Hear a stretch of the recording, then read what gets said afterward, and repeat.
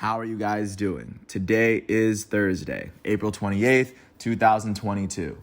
I'm James Sims, and for this episode of The Elite, I'm going to do an elite individual profile on Matt Chapman. The elite starting third baseman for the Toronto Blue Jays is turning 29 today, and what I'm going to do with this episode is I'm going to focus on what has made Matt Chapman one of the best baseball players, at least, or what makes him one of the best baseball players currently in the world right now. He is one of the best defensive and offensively talented players, and I mean, even in like today's baseball, it is kind of rare where you really can find someone that's really efficiently dominant on both ends. And I do think that Matt Chapman is one of the players that really kind of embodies that two-way infielder type. He's been a player that's played with the Oakland A's for the majority of his career. He is now currently on his second team, and it'll be very interesting to see what this Toronto Blue Jays chapter has in store for him as he is about to approach his 30s, where I do think that his hitting game, I think, could take off a little more than what it is now, and I still think he's hitting incredibly well. So, I digress. Matt Chapman, the three-time Gold Glove Award winner, two-time Platinum Glove Award winner, and former Defensive Player of the Year, he's originally from Victorville, California.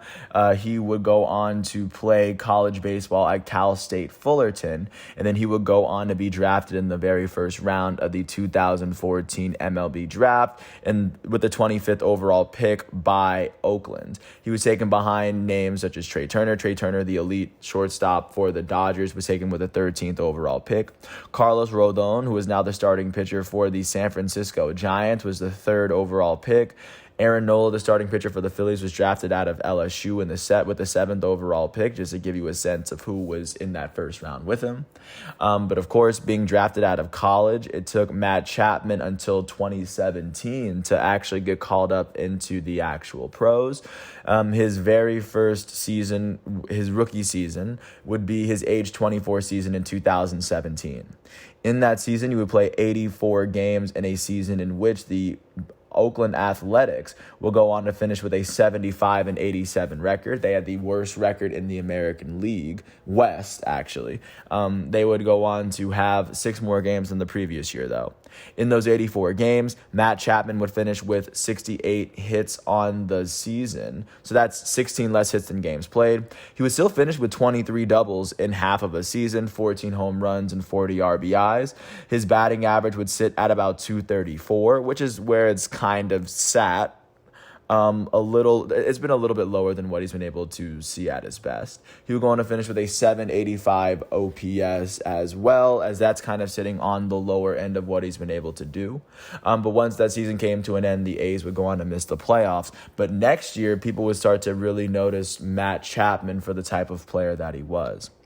In his age 25 season, his second season with the A's in 2018, he would go on to play 145 games in a season where the Oakland Athletics would finish with a 97-65 record.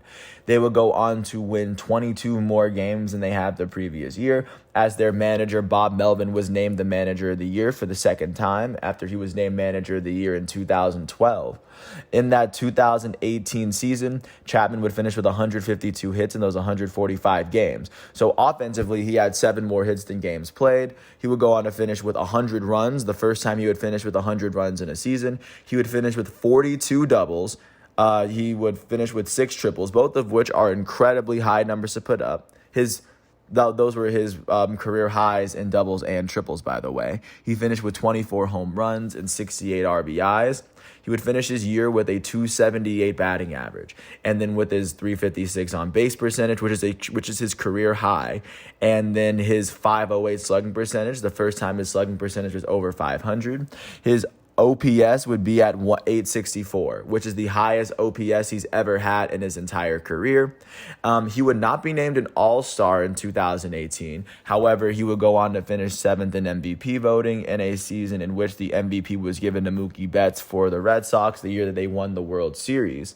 But He would go on to be named a Gold Glove Award winner in 2018, which is given to the best defensive third baseman. So he was doing all of this offensively, having what was possibly his best offensive season, and he went on to be named he was the best defensive third baseman for the very first time that season.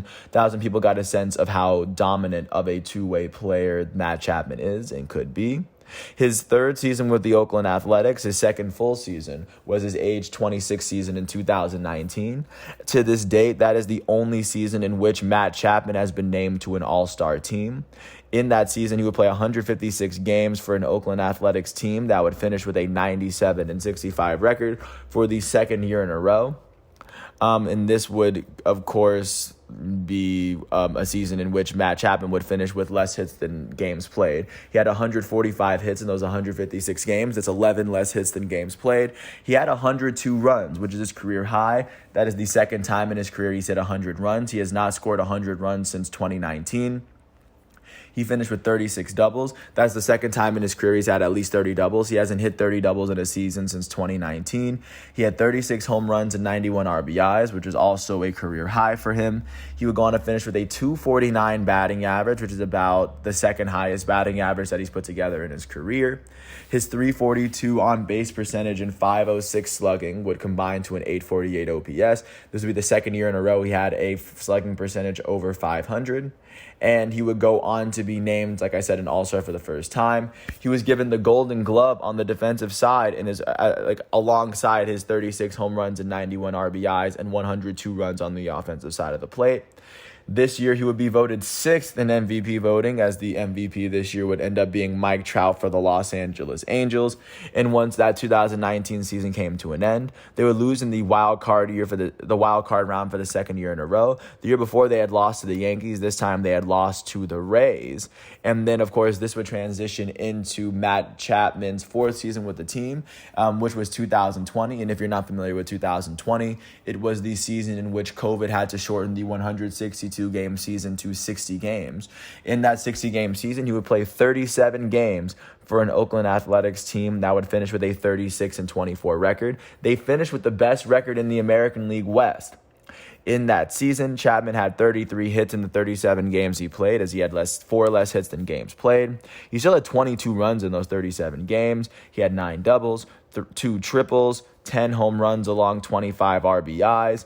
He would finish with a 232 batting average, which at that point was his lowest. It was actually lower than his rookie season. And he would finish with an 812 OPS, as his slugging percentage was the highest in his career at 535.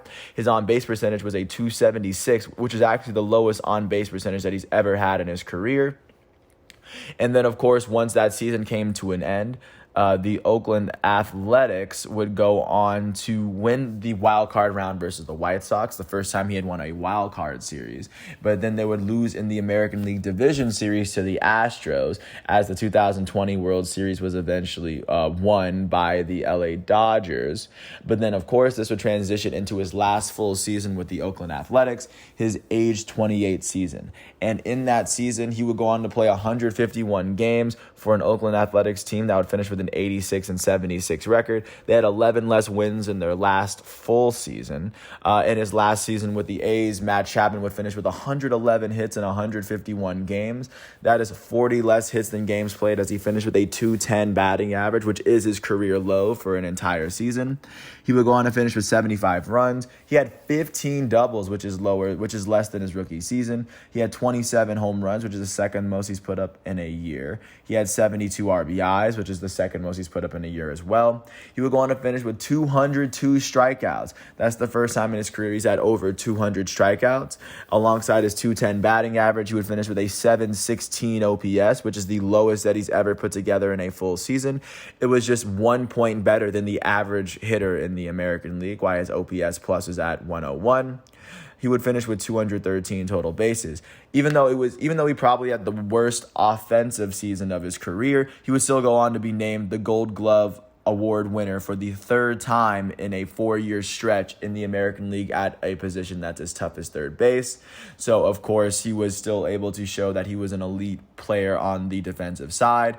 And following his final year in Oakland, he would go on to get traded to the Toronto Blue Jays for Gunnar Hoglund. Kevin Smith, Zach Logue, and Kirby Sneed. I still have yet to figure out who they are, but eventually I will. But after he was traded in mid-March, he has played his entire season so far with the Blue Jays. So far, he's played 19 games in a season in which the Blue Jays are holding the second best record in the AL East, as he has played every single game for the Blue Jays. They are sitting half a game behind the division-leading New York Yankees, as they were leading the division for a couple of days earlier this week. In the 19 games he's played, Matt Chapman so far has 15 hits. He only has 4 runs on the year. He has 3 doubles, 3 home runs, and 10 RBIs. So far, he's holding a .217 batting average, which is holding up to be the second worst in his career so far. He has a .280 on-base percentage, which is the second lowest in his career if he were to finish out like this. He has a .391 slugging, which right now is the lowest slugging marks that he's had. It's lower than any of the marks that he's ever played a full season with. His OPS is sitting at .671, which is at the lowest mark it's sat at his entire career. His OPS plus is at 97, so he's hitting 3 points worse in OPS than the average American League hitter. But I imagine now that he's on a new team, and once he gets the momentum, once he gets his feet settled, I imagine that he will eventually start turning things around. I do think that Matt Chapman is a high impact two-way player that if you really consider the whole, if you consider the whole game that he brings to baseball, he is arguably one of the best defensive all-around players in baseball. Not to mention that when he's really hitting, he's an above average slugger that can actually bring a lot of impact to his team. I imagine that his contact numbers could get better. I imagine that he can figure that out as well. But I do think that when you consider the entire picture, Matt Chapman is an elite player.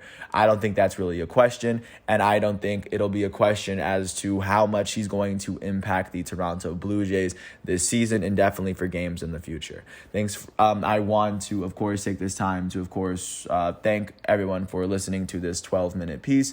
And I want to encourage you to watch Matt Chapman if you could. He's wearing number 26 for the Toronto Blue Jays.